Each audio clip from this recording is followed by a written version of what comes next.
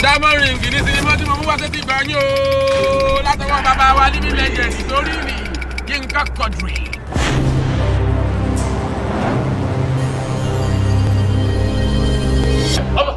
Stop nǹkan tó ṣe mẹ́wọ̀n. Boss mi fún mi. Are you sick? Ṣé lọ́la fẹ́? Boss mi. Ṣé lọ́la fẹ́? Àwọn méjì ló lọ gbádùn. Ẹ̀yin méjèèjì ni mo fẹ́ sọ fún pé are you guys sick? Are you really sick? Ẹ mọ nǹkan tó ń ṣẹlẹ̀ nínú hòtẹ́ẹ̀lì yá. Kí ni nǹkan tó ń ṣẹlẹ̀? Kí ìrìn jẹ́ gbé ni? Ó gbọ́ pé chairman olówó ń wá ríngì ó ló gbọ́. Yinka Quadri. Now Diamond ring is coming on Yinka Quadri TV on YouTube. Wo ọ̀gbẹ́ni tí ẹ kọ́kọ́ fi gbogbo reaction lẹ̀ àṣírí ẹ̀ ti tú o. Ríngì tó sọ wẹ́ẹ̀ fún mi tí mo fi ọ́lẹ̀ tí mo ignore ibi mo ti ń bá rìn mẹ́rin ṣe gbé káàkiri tí mo wọ́ ti mú $1 billion. Olóòbùkú ó fẹ́ tà ọ̀dàná káyé tiẹ̀ dá kí tèmi dúró sójú kan kó stagnant.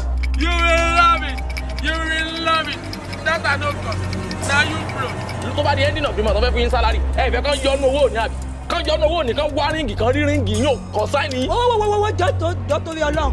Kí ló kàn án pẹ̀lú pé wọ́n wá ríngì àbí wọn wá ríngì? Agbóni. Tó bá jẹ́ pé mánéjì kò mọ nǹkan tó kọ̀ tó yẹ pé orí wọn ò pé wọ́n ṣe máa sọ pé kí gbogbo wa ká stọ́ọ̀pù iṣẹ́ fún kí nìyẹn torí ríngì lásán ríngì tó jẹ́ pé kòkò tí èlé wọn rárá. ríngì yẹn wọ́n gan-an wọ́n ní $1 billion.